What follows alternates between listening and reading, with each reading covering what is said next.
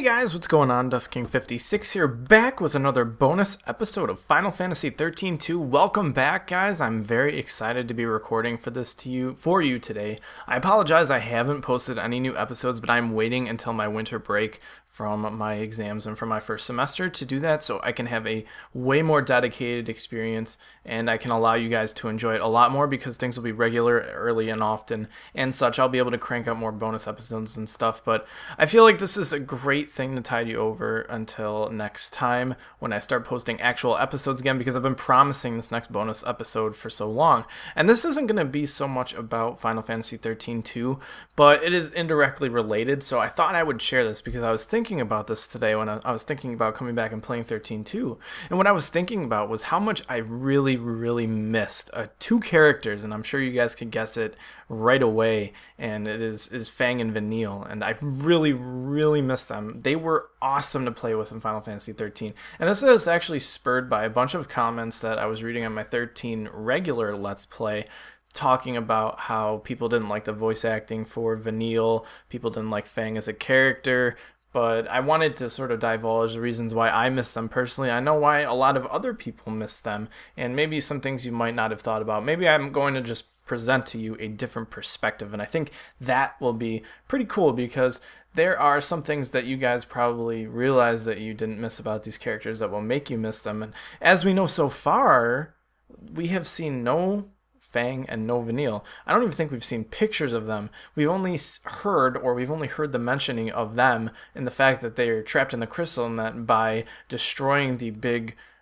the big gel, what's his name? I can't remember, but that big jelly guy in the Sunleth Waterscape, by destroying him, we sort of help them not degrade the crystal and not kill Vanille and Fang. But we really haven't seen them, we haven't heard from them, and it's a shame because they were awesome. I mean, Vanille was the narrator in Final Fantasy XIII, and she acted as sort of your guiding light through it. And she was, I think, one of the more misunderstood characters, that and Hope and Lightning as well. Of course, that's half of the characters in the game, but I think a lot of characters are misunderstood in Final Fantasy XIII just because of the negative feedback that they get, and I think people sort of turn a blind eye to these characters because they think they think the game is so linear, and that somehow matters into the character development, even though the characters develop in an amazing way, in my opinion. But either way, let's let bygones be bygones and actually talk about these characters. So let's talk about Fang for one. The reasons why I miss her is because she's such a strong force.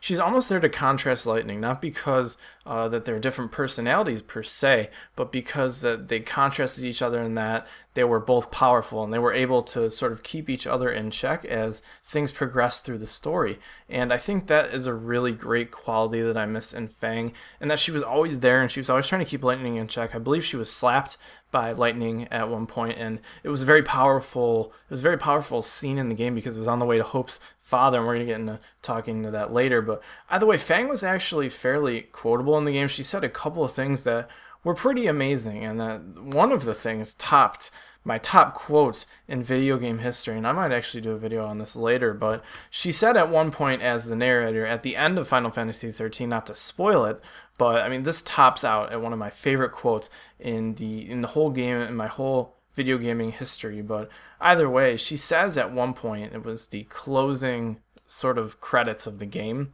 and she said that when prayers turn to promises, not even fate can stand in their way. And this was in reference to Lightning and the gang trying to fulfill their focuses, and Vanille and Fang themselves trying to fulfill their focuses, even though they seemingly contrasted until the end of the game, where they merged into one beautiful ending boss battle cutscene combination that of course brought my tears on. But either way, that is not the point. The point is that this quote just stuck with me. I had to write it down. I was tweeting about it when I first heard it all the time, and it was so amazing to see that. And it's a typical cliche sort of anime quote, some sort of Eastern Japanese quote, but it really hit me home. When prayers turn into promises, not even fate can stand in their way. And this really contends with the ending poems in Kingdom Hearts Chain of Memories. At the end of the Game Boy Advance game, there were two poems that really stuck with me too, and I guess I can talk about those in a later commentary that isn't a bonus episode. And I really do like Fang because it was interesting to see snapshots of Fang trying to protect Vanille, because the whole time she was trying to protect Vanille and they were trying to fulfill their focuses. And it was almost as if Fang was a lightning if Lightning had Sarah with them on their journey.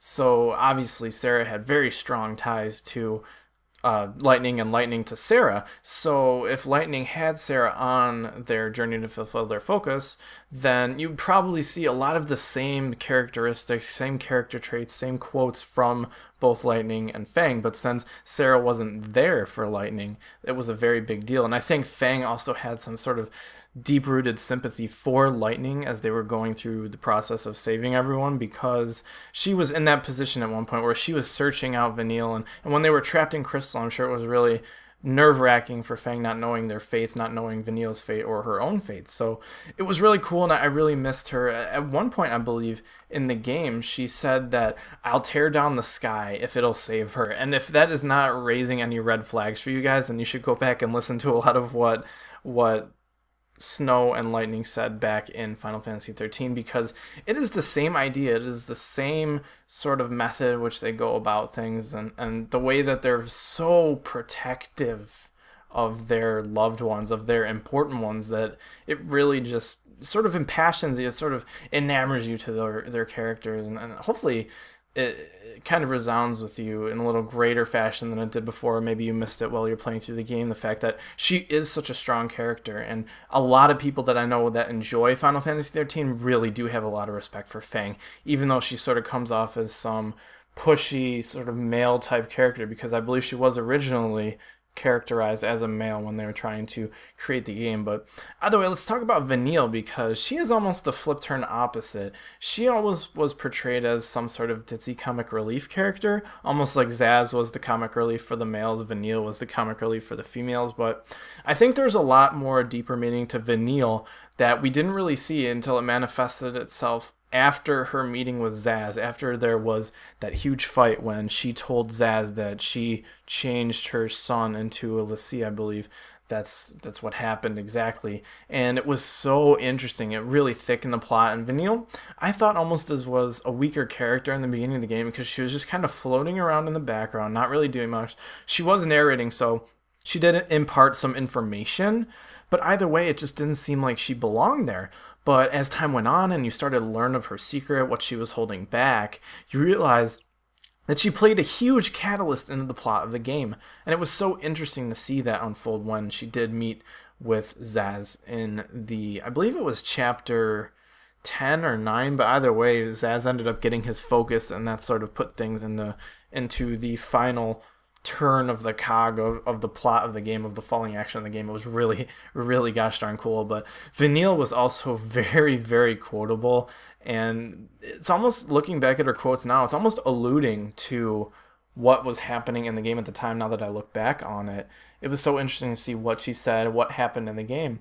I mean, at one point, Vanille said that when I couldn't see a future and I was afraid, when the future was clear and it hurt to see, I just closed my eyes and lose myself in happier days. And obviously this is, I believe this was right at the beginning of the game when they were traveling off, and it was, very indicative of what was going to happen in the game. The game got very, very dark before it started to shed some light on some of the better parts of the good parts of the plot, and then when they save each other, when they save themselves, when they save other people, and things like that. And it was really cool. A lot of her quotes hit home for me as well, and it really is really, really cool to watch what she said and how things unfolded. And she actually had another quote too as the narrator.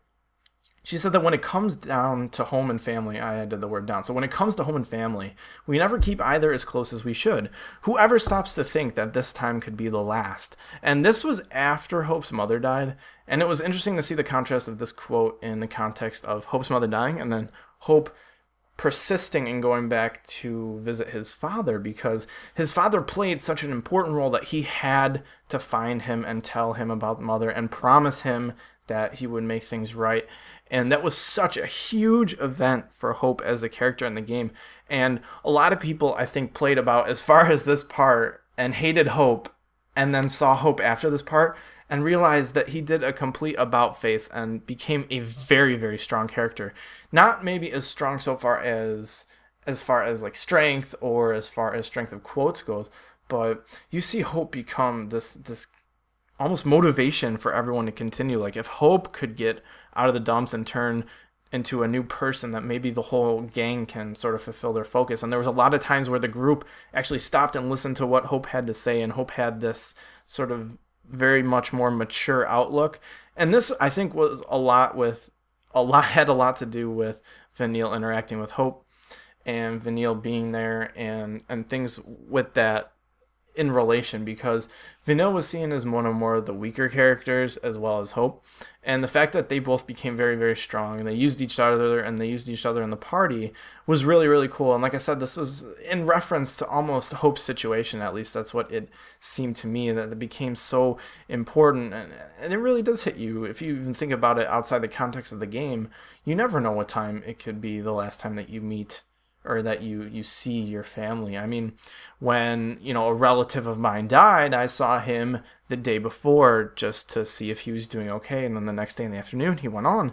And you think to yourself, man, what could I have done better? I didn't even get to say goodbye, this and that. But you need to cherish every single moment that you have with your family, and I think that Vanille hits on that point, hits it pretty hard. And if you're thinking about what she says half the time, it really, you can see it. Like, she's a very human person and she has very human emotions, and that you can see it even when she meets up with Zaz in the middle end of the game.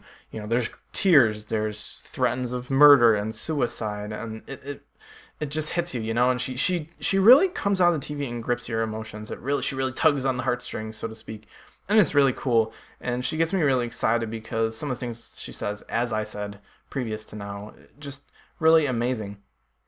And then there's another one that she said, I think it was a great ending to the game. It was towards the end of the game. I believe it was after Fang had her quote about prayer string and promises, and it really is amazing to see what she said.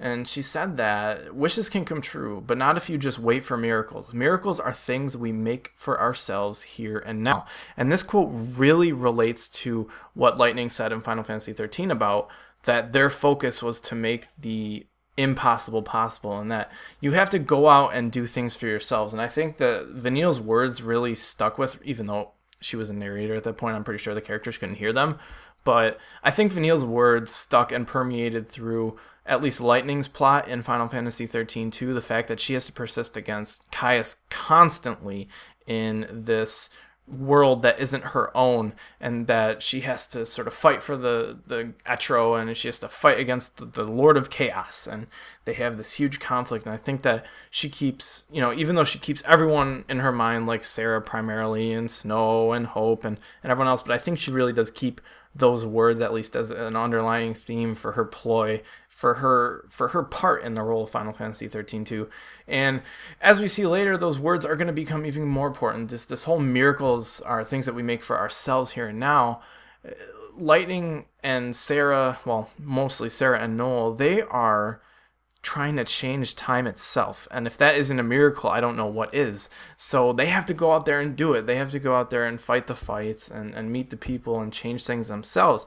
I think it was really cool to see this paradigm that Vanille sets forward in Final Fantasy XIII, how it carries on forward through Final Fantasy XIII-2, and hopefully it carries on into Final Fantasy XIII-3 with the announcements of the game.